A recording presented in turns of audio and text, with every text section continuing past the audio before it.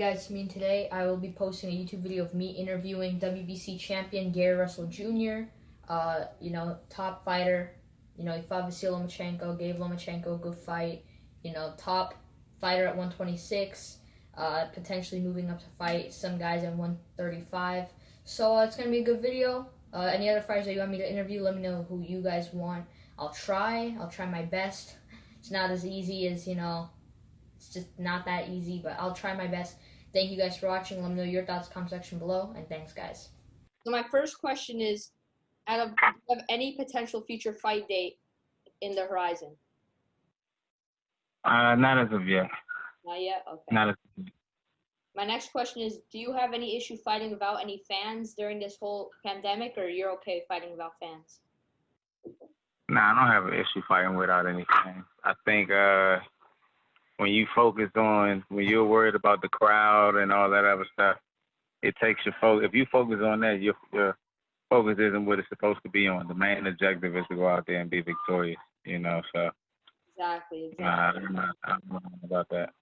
If you have any advice to any person that wants to get into boxing and become a professional fighter, what advice would you tell them? Man, if you want to get into the sport just to compete or just to learn how to do it? Get into the sport. Well, if you want to get into the sport, push yourself to the limit. Don't let nobody say that you can't do anything. You got to give it 110%. Everybody says they give it 100%. You got to be willing to do that little extra. Sometimes when I leave the gym after a long, nice, hard day of work, I'll be irking or something. I'll be irritated because it was something that I wasn't quite getting right at the gym. And I'll be back at home by myself working on that exact same thing for about an hour by myself, without my coach, without my trainer, without anyone telling me what to do or how to do it. So you have to have that extra incentive to truly get what you want out of it. If you want it, put your mind to it and go get it. It's great advice for all the future fighters. My next thing I would ask is, if you're a young fighter, what fighters do you recommend checking out to learn from? Say that again? If you're a young fighter, someone that wants to get into boxing, which fighters would you recommend watching film of? It depends. It depends. Everyone has their own different styles. Everyone isn't a slick boxer. Some people are more aggressive fighters or pressure fighters. So if you're a good coach, any good coach should take what someone does naturally and build on top of that. So it depends on whatever their similar style is or how they feel comfortable of fighting, and then they start watching fighters that have that similar style that they could possibly have or that they naturally have. That I think that's the best way to get into it and the best way to do it. That's great advice as well. My next question is, if you were able to pick your next fight, who do you want to fight next? Man, that's a hell of a question. It's a whole lot of people. Can I put a whole lot of people in there? Put as many as you want. Oh, my goodness. I definitely won a Javante Tank Davis. I won a Leo Santa Cruz. I won Devin Haney. You know what I'm saying? If Telefimo Lopez wants some bump, he can get it. Who else? Who else can get some smoke? Adrian Broner. Adrian Broner can get it. Definitely Lomachenko. He at the top of the list. I was gonna put him last, but since you brought it up, he definitely can get it if he want it. You know what I'm saying? I'm willing to fight anybody that's in the upper echelon from between 126 to 140 to 140, 147. I meet whoever to catch weight if they really want to make a fight out of it. Anybody that got a name that's credible, that want to put it all on the line and prove that they the best, come see me. I'm the guy for the challenge. So many great fights available. I would watch any of those fights. We know that Leo Santa Cruz has been avoiding you for a while. Why do you think that is? Man, when we fought in the amateurs, I beat him. He said it was a close fight. That's not true. I beat that ass. You know what I'm saying? It wasn't close at all. I think that has to do with it. I matured much more. I developed much more as a fighter now. you know, and the whooping to be even more dramatic. I think that got a lot to do with it. I'm not sure. I'm not sure, but I can tell you this: as a man, and as a participant of the sport of boxing, if another man say he wants to fight me, I don't care what weight division he's in. If he calling me out saying he want to fight, this, that, and the third, we're competitors. We're gladiators. I'm gonna make the fight happen. I Yeah. don't see a lot of these guys. I don't see a lot of these guys doing that at all. 100%. My next question is, what are your thoughts on, Josh Warrington most likely fighting Duke Han next instead of calling you out? Man, Josh Warrington is a bar fighter at best. You know, I would whoop I would beat Josh Warrington's ass. He don't want no smoke for real. He's talking. I ain't hear Josh Warrington mention my name before he fought Kid Gallahan, and he ain't, and none of that. When he was offered the fight, when it was a possibility for the fight, he ain't want to fight. He's a bar fighter. There's no skill. There's no technique. He's just going there and throw punches. He's not a big puncher. He ain't like he got a lot of knockouts. I would beat his ass. He need to go ahead keep it on that end. I got bigger fish to fry. Yeah, I got a lot of top fighters at 130, a lot of top fighters 135, and even at 140, which is great because to be honest with you, I want to jump 2 weight classes. There's nobody that I want to compete against at 135. I mean, at 130. I feel like I'm one of these guys that have an exceptional ability and talent that can jump 2 to 3 weight classes. All the greats done it. Floyd Mayweather, Manny Pacquiao, and whoever else you want to put into the mix.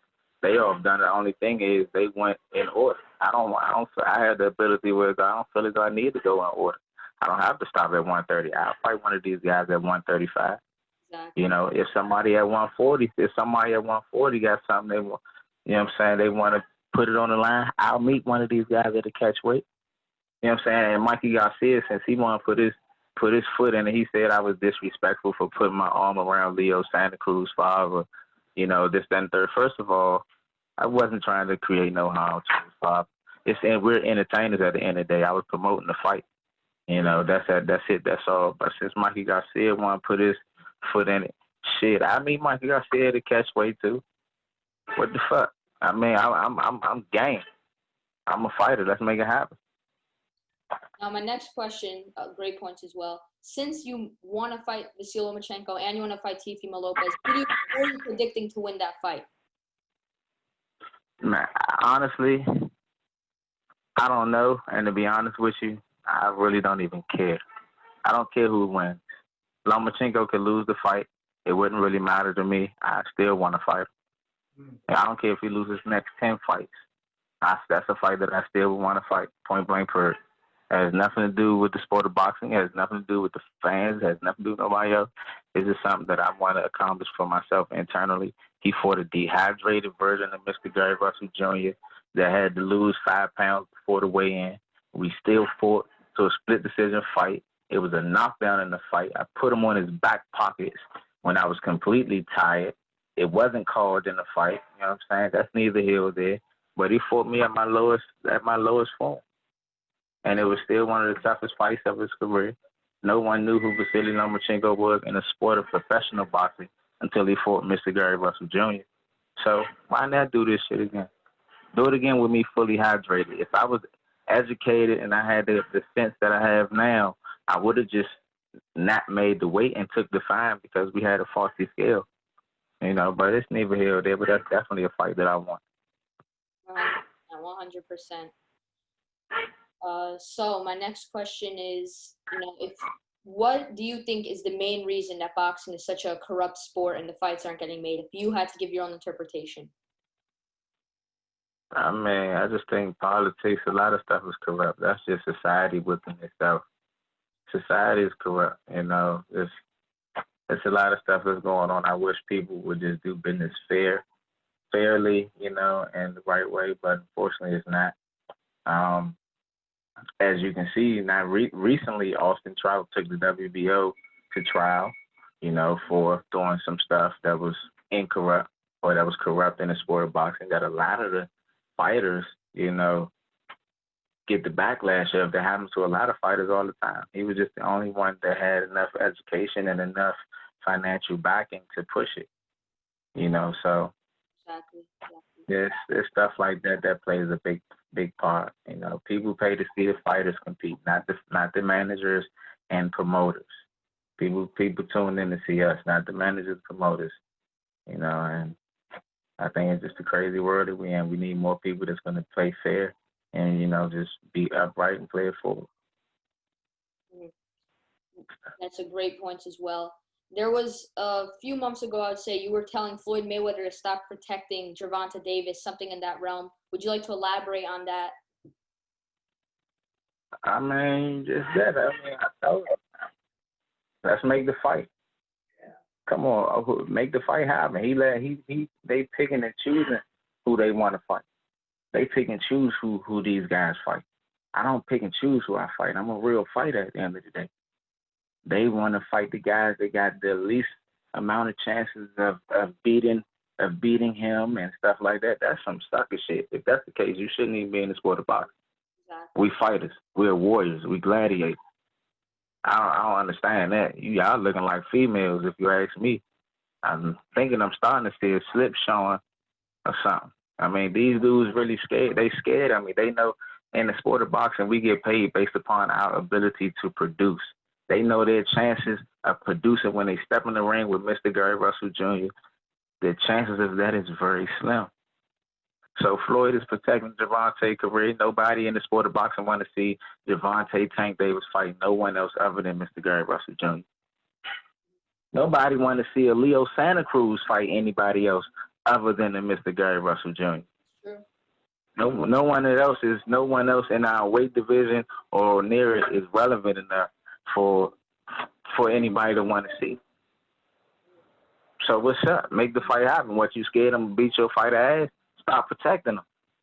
Exactly. He's a fighter. He's a fighter. Let's make it happen. Don't know it. He a fighter. You talking? I ain't into all that. And don't get it twisted. It's nothing personal at all with none of these guys that we're talking about. If it's nothing personal against Gervonta. It's nothing personal against anybody that I just named on here. You know what I'm saying? It's just a sport that we're in. We're gladiators. You know what I'm saying? This is the field in which that we're in. It's just business. So shit, let's make it happen. Let's make the fight happen. Stop being scared. Get a fan. Even Leo Santa Cruz. Even with Leo Santa Cruz. What's up, Leo? I mean, if Leo felt some type of way about me putting my arm around his father, then why won't he get in the ring and fight? You scared? That was a big thing. Everyone was saying that, if he really got offended by it, why not just fight you instead of just responding, actually get in the ring and make the fight? Right. Let's fight. If somebody was to go and put their arm, tell Leo, whoever I just named, to put their arm around my father and see what happens, and see if I won't be signing the contract see if I won't be signing the contract ready to make the fight happen. Exactly. But once again, they pick and choose who they want to fight. We're fighters. I think, and it's so crazy because the fans are the one that's truly getting robbed and bamboozled. Because this is what people pay and tune in to see. They tune in to see the best compete against the best. And the sport of boxing, I don't know if it's the managers, the promoters, or even the fighters are scared or et cetera, is starting to get tainted down and it's getting watered down. And I feel like the generation of boxing is getting weaker. I think we're getting weaker. I think a lot of the fighters, they're getting weaker. It's more about publicity. It's more about popularity and et cetera than talent. These guys are scared to fight the guys that got talent. They don't want to fight them guys. They want to fight somebody else that they know they can beat good. So I'm one of them guys that's going to put it all out to the fans, to the people that don't know what's going on behind the scenes. I'm that guy. I'm just going to put it out there. Oh, nah, they scared. They don't want to fight. Watch this video. Look at this right here. You see, they asked him, did they want to fight me? He say no. Floyd, what's up? You going to let me fight him? I move up and wait for him. He made his whole, Gervonta's whole run of his career was based on him fighting smaller guys. He never fought somebody that was bigger than him. He always fought guys that was moving up in the weight division. So I'm a smaller guy. I move up to fight you. I meet the criteria. What's up? But nah, I'm too much of a risk. They don't want that. That sounds like some sucker shit. You shouldn't be a boxer. You shouldn't be a fighter. You need to go be a librarian or something. I don't know. And, guys like Leo Santa Cruz are content to fight, Miguel Flores and Rafael Rivera because, as you said before, it's the easiest fight possible to make instead of going for legacy and fighting someone like you. That's right. So all I'm doing is being one of these guys, that's going to continue. I love what I do. I love the sport of boxing. I've been competing in it almost my entire existence on this planet. My younger brothers compete in it, and I think one of my babies might probably do it if they really want to. I'll let them, but I mean, I love what I do. Even when my run is over with, I'll still be in the gym training and working out, but it's just crazy, it takes the fun out of it. It takes the creativity out of it, and like I say, it bamboozles the fan. And, y'all the ones to get the backlash at the end of the day because I know you want to see the best fight the best. I don't care where me and Javante fight at. It would be a sold-out crowd. I don't care where me and Leo Cruz fight at. It'll be a sold-out crowd. It doesn't matter. Yeah, exactly, 100%. Give me one moment, please.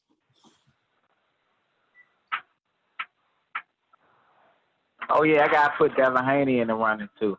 Yeah, Devin Haney, 100%. He doesn't have... I definitely got to put Devin Haney in there. I forgot about that. Yeah, he doesn't have an opponent, and, all the other guys in his way have an opponent. Why not fight you? Why not, man? What's up? You know what I'm saying? What's up, Eddie? Man, what's up, Eddie? Man, come on, let me. You know what I'm saying? Eddie, let me know something. Devin don't got no fight. You know what I'm saying? His father said, I don't want. He ain't actually raised Devin ain't actually raised his hand, but his father said, oh, Gary don't want that. So, I mean, they sound like they game. What's up, Eddie? Give me a call. We can make something shake. I don't got no restrictions on my end. I don't got no strings tied to me. Exactly. He acts like, the guys like Lomachenko are scared and all of them, but he won't mention you, Man, it be like that. I'm the boogeyman. Yeah, 100%. There's many good fights that can be made. The fighters just need to step up, like Tank and Leo. The Leo fight, everyone want to see because they thought that fight could get made because you guys are both with Al Heyman, but somehow Leo still doesn't want that fight. I mean, it's getting to the point now. Shit, I'm just trying to just fight whoever they consider the best. Fuck it, I might fuck around and move all the way up. If Terrence Crawford wants some bump, he can get it. You know what I'm saying? He know about me. You know what I'm saying? So, man, once again, I don't got no restrictions. I don't got no tie downs on my hand. 100%. There's still good fights that have been made, like the Nayan Bayar fight was a great fight, but that's not a legacy fight. You know what I mean? It's a good fight, but that's not the fight that you wanted. You wanted the Leo fight. That's right. And to keep it 100, Nayan Bayar, he was a hell of a fighter. I take my hat off to him just like I took my hat off to JoJo Diaz. JoJo Diaz, cool dude. You know what I'm saying? Shout out to JoJo. You know what I'm saying? For becoming a world champion. Great bounce back. But yeah, King Tut, he's a hell of a fighter. To be honest, he was probably more of a tougher fight than the Leo Santa Cruz or Javante Tank Davis. He was more technically sound. A lot of these guys, once again, I always say it's athleticism. A lot of these guys, they just good athletes, but they lack a lot of that, the intellect behind it. I'm one of these people that exploits that. Nayan Bayar, he was a good athlete and he had a good level of intellect behind his attacks and his approaches and stuff.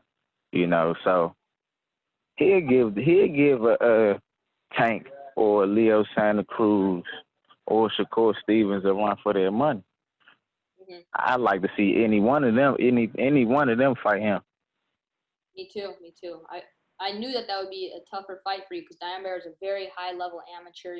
He's early in his career, but fresh, has power, great fighter, really well balanced. But when it comes to JoJo Diaz, that one looked really good back then, but it looks even better now after he became a champ at 130. And Nayan Bayar is one of those guys that have the skill set and everything that it takes to become a champion. It just wasn't going to happen on the day that he competed against me, as well as JoJo Diaz.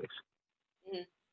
Yeah, I always thought that Nayam Bayar, if he wasn't ranked in the WBC and he was ranked in one of the other WBA, WBO, or IBF, it would be a very good chance to become a champion. But he was ranked That's right.